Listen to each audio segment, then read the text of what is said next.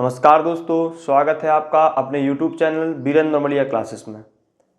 आज के इस लेक्चर में क्लास 10th के चैप्टर फर्स्ट रियल नंबर को कंटिन्यू करते हुए हम आज इस चैप्टर के लास्ट और बेहद इम्पॉर्टेंट टॉपिक्स को पढ़ेंगे, जिसमें हम आपको कोई भी इरेशनल नंबर जैसे कि √2, √3, 3√2 मतलब कोई भी इरेशनल नंबर को ये प्रूव करना सिखाएंगे कि वो इरेशनल क्यों होता है।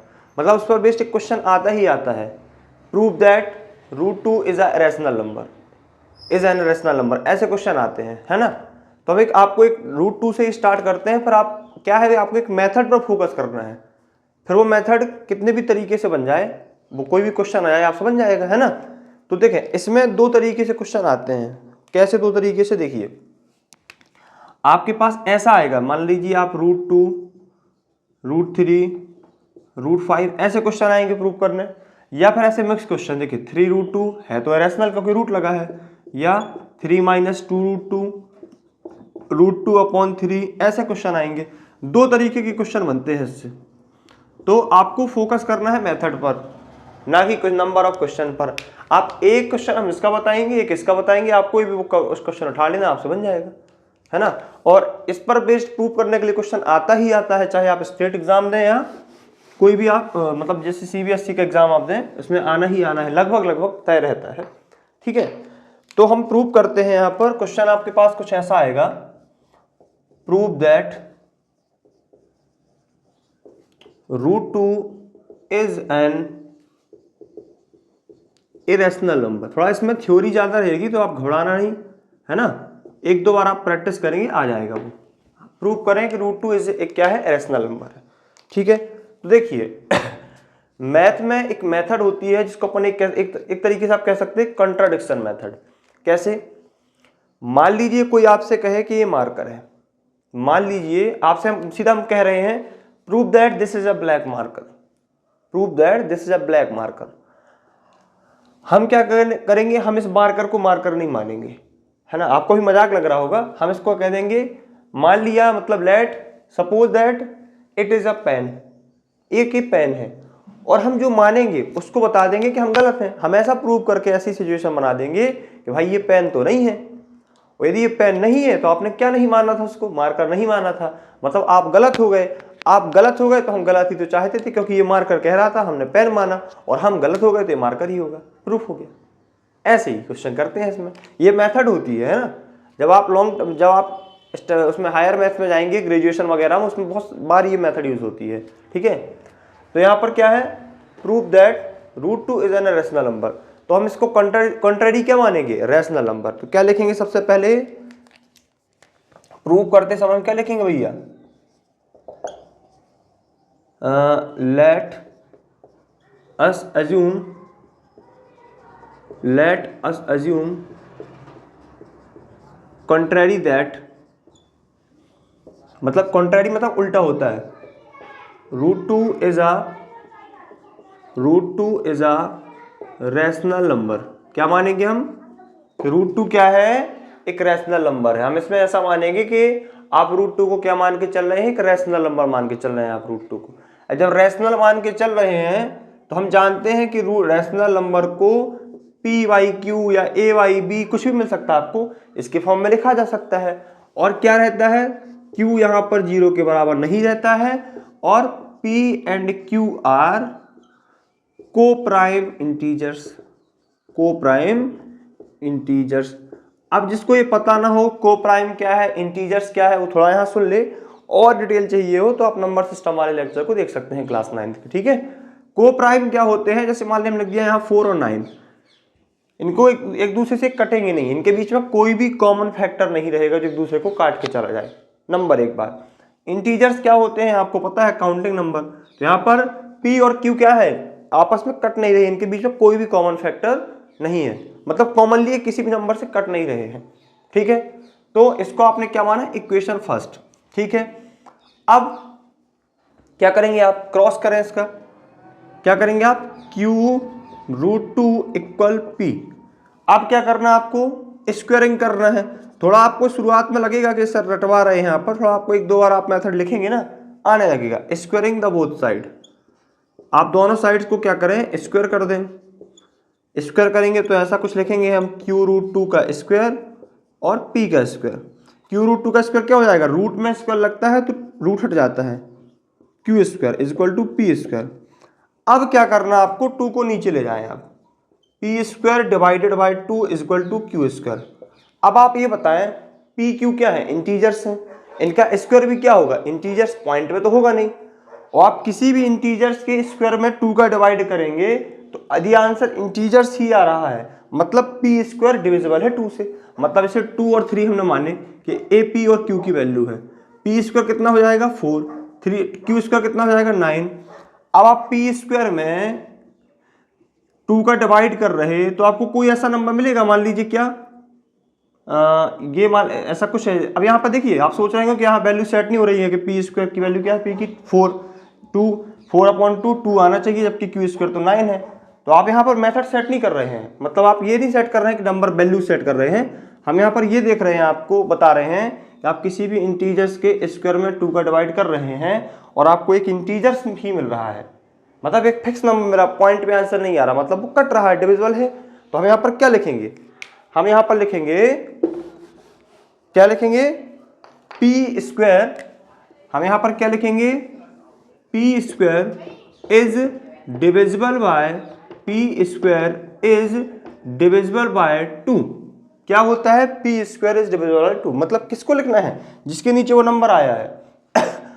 अब एक कॉन्सेप्ट होता है, कोई भी नंबर का यदि स्क्वायर किसी नंबर से कट रहा है तो वो नंबर ऑब्वियसली कटेगा ही कटेगा, किसी भी नंबर से। जैसे मान लीजिए आपने 5 लिया तो 5 का स्क्वायर कितना होता है 25। 25 यदि भैया 5, आप ऐसा ले चलिए, आपने 9 लिया, 9 का स्क्वायर कितना है 81, है ना, 9 का स्क्वायर कितना है 81। तो 81 जिस नंबर से कटेगा, है ना, तो वो नंबर भी उससे कटेगा। जैसे मान लीजिए हमने 81 का डिवाइड किया 9, ठीक है, तो 9 जा तो नंबर भी कट रहा।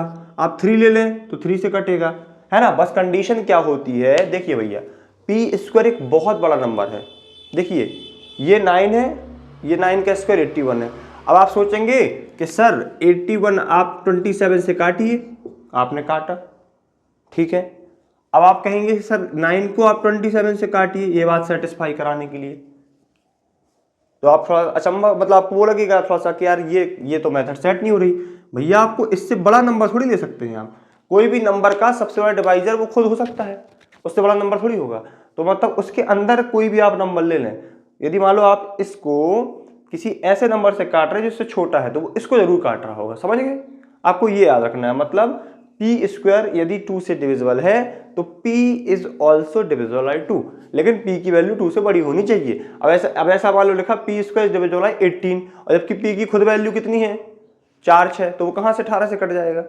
ये तो आप नॉर्मल बेसिक मैथ जानते हैं ना, ठीक है। मान के यदि छोटा है तो 100% कटेगा। तो क्या लिखेंगे, p square is divisible by 2, so p is also divisible by 2, p is also divisible by 2। ये हो गया, पहली कंडीशन मिल गई हमें। अब आपको क्या करना है, इस p की जगह पर, q की जगह पर नहीं, इस p की जो अकेला मिलेगा उसकी जगह पे एक और आपको नंबर लाना है, इंटीजर्स r। क्या करना है आपको, late p equal to 2r। हम छोटा लिखेंगे जिससे एक ही बोर्ड में पूरा एक ही बार में आ जाए, p is equal to 2r। अब आप यहाँ पे 2r रखें, इसको इक्वेशन सेकंड दे दें। देखिए फ्रॉम इक्वेशन सेकंड, p की जगह 2r रखें तो 2q स्क्वायर, p की जगह रखा हमने 2r और लगा दें स्क्वायर, 2r का square, 2q square 2r 4r square. इसको कट करें, ये 2 से 4 कट क्या हो जाएगा, q square is equal to 2r square. अब 2 कहाँ आएगा, नीचे आएगा q स्क्वायर के पास, क्योंकि डिवाइड तो इसको करना है। अब जो आपने यहाँ पे r लिया ना, आप ये भी लिख सकते हैं where r is also an integers, r is also an integers. अब देखें फिर वही, एक इंटीजर है q, उसका स्क्वायर भी एक इंटीजर होगा, आप उसको 2 से डिवाइड कर रहे, मतलब आपको r स्क्वायर दे रहा, वो भी एक इंटीजर होगा, मतलब q स्क्वायर भी 2 से कट रहा है। तो क्या लिखेंगे, q स्क्वायर, क्या लिखेंगे Q square is divisible by 2, तो Q is also same line divisible by 2। अब देखें भैया, अब प्रॉब्लम क्या बन गई, आपने पी और क्यू को क्या माना था, को प्राइम फैक्टर्स। को प्राइम मतलब जिनके बीच में कुछ भी कॉमन ना हो, जबकि यहां पर क्या हो गया कि P 2 से कट रहा है, P इज डिविजिबल बाय 2 और Q is also divisible by 2। अब भैया P और Q दोनों 2 से कटेंगे तो क्या वो को प्राइम होंगे? को प्राइम की कंडीशन क्या होती है, उनके बीच में कुछ भी कॉमन ना हो, मतलब HCF उनका 1 होना चाहिए, जबकि इन दोनों का HCF 2 हो गया, मतलब ये दोनों नंबर 2 से कट रहे हैं, जब तो ये को प्राइम नहीं हुए, है ना। तो यहाँ पर क्या लिखेंगे, क्या लिखेंगे हम, यहां हम लिखेंगे both P and Q are divisible by 2 but these are coprime, these are coprime numbers, या को प्राइम्स लिख सकते हैं आप, these are coprime numbers. So this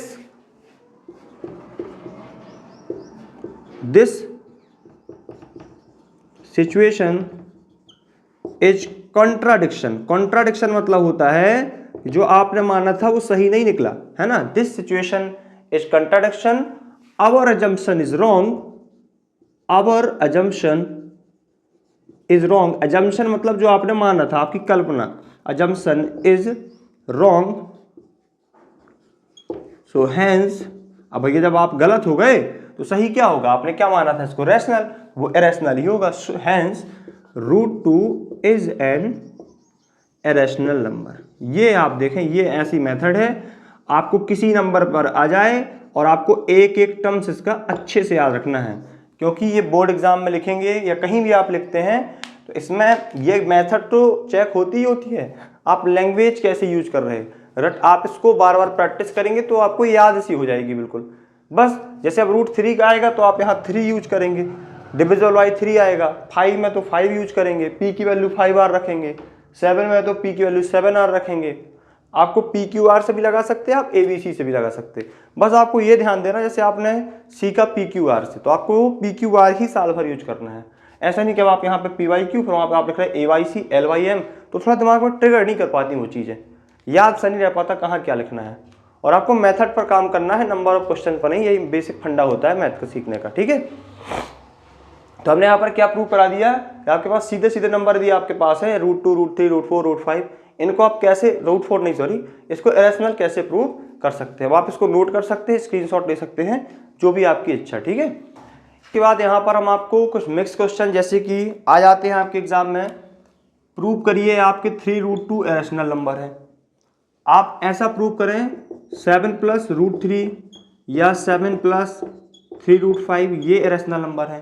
तो इनको कैसे टैकल करते हैं, इनको सॉल्व कैसे करते हैं, तो देखें जो आपने √2 वाला क्वेश्चन सॉल्व किया वो बहुत हैवी क्वेश्चन, मतलब बड़ा रहता है, उसको लिखने में आसान है लेकिन बड़ा रहता है। ऐसे वाले क्वेश्चन इजीली सॉल्व कर सकते हैं, लेकिन इसमें भी सिचुएशंस होती हैं। कैसे, जैसे मान लीजिए आप देखिए, हम आपको इसका ओवरव्यू बताते हैं, लैंग्वेज आपको वही पूरी कट कॉपी करना है, ठीक है। देखें जिससे लेक्चर लेंदी ना हो जाए, आप 3√2 को रैशनल मानेंगे, पूरी वो लाइन लिखेंगे, let us assume contrary that 3√2 is a rational number. फिर आप रैशनल है तो आप उसको PYQ में तो लिखेंगे भैया, लिखेंगे। अब आपको क्या करना है, इसमें जो इरेशनल पार्ट है वो तो आपको देखेगा ही ना कि √2 एक इरेशनल पार्ट है, उसको अकेला कर देना है, बाकी को साइड में भेजना है, मतलब प्लस में है तो माइनस में, मल्टी में तो डिवाइड में। तो देखें √2 ये है तो P के अपॉन में क्या जाएगा, 3 जाएगा, ये चीज यहां तक आपको ये बना लेना है। अब आप देखें √2 एक भैया एक रैशनल, √2 क्या है, एक इरेशनल नंबर है, आपको ये चीज पता है, आप यहाँ पे यूज √2 को इरेशनल ही करेंगे। क्वेश्चन में क्या रहता है, मेंशन होके आता है, prove that 3√2 is an irrational number where √2 it is given that √2 is a irrational number. आपको यहाँ √2 पता रहेगा कि इरेशनल है, आप मान के चलेंगे। कई बार क्वेश्चन में नहीं आता है, ऐसा आता है prove that 3√2 is an irrational number, तो आप पता क्या करेंगे, सबसे पहले √2 को इरेशनल प्रूव करेंगे वो पीछे वाली मेथड से, और फिर 3√2 को करेंगे। क्यों, क्योंकि भैया √2 तो आपको इरेशनल यूज करना है, और मैथ में कुछ आप अपने से नहीं मान सकते हैं, है ना। तो ये कॉन्सेप्ट, दो तरीके के क्वेश्चन होते हैं। यदि लेंथी क्वेश्चन टीचर को देना है तो ऐसा कर सकता है, वो केवल इतना लिख के देगा, prove that 3√2 is an irrational number, बस। तो आपको पहले इस √2 को इरेशनल प्रूव करना पड़ेगा और फिर इसमें आएंगे आप, है ना। मोस्ट ऑफ द केसेस क्या रहता है कि वो दिया रहता है, it is given that √2 is irrational number, ठीक है। आपने ये लिखा। अब आप ये देखा ध्यान से, p/3q क्या है, p क्या है इंटीजर, 3 क्या है इंटीजर, q क्या है इंटीजर, तो इनका रेशियो क्या बनेगा, रैशनल नंबर, और ये क्या है इरेशनल। तो भैया दिस इज क्या लिखेंगे, दिस इज कॉन्ट्राडिक्शन, ऐसा नहीं हो सकता है, ये कॉन्ट्राडिक्शन है भैया, दिस सिचुएशन नॉट पॉसिबल, वही कॉपी करेंगे आप, this situation is not possible, so our assumption मतलब सिचुएशन इज नॉट पॉसिबल। और आप ज्यादा से ज्यादा ये लिख सकते हैं इसके ऊपर कि रैशनल नंबर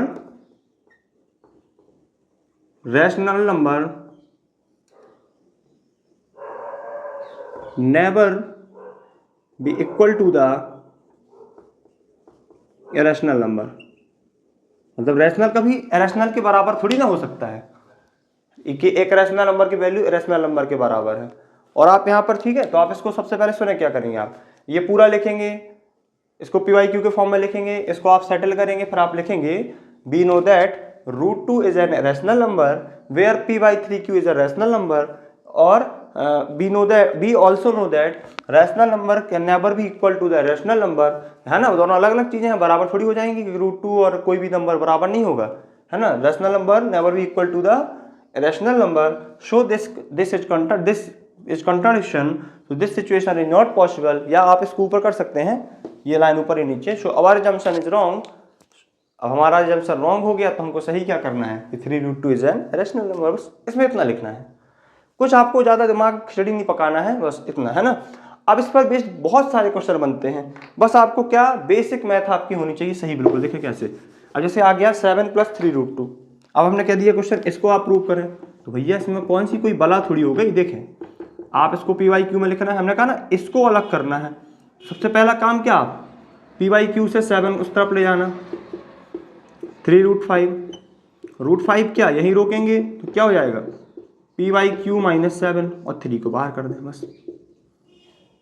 इसमें भी पूरा कॉपी करेंगे लैंग्वेज आप, फिर लिखेंगे 1/3 p/q - 7 is a rational number, √2 is a rational number, और rational number can never be equal to the rational number, so this situation is not possible, our assumption is wrong, so that 7 + 3√5 is an irrational number।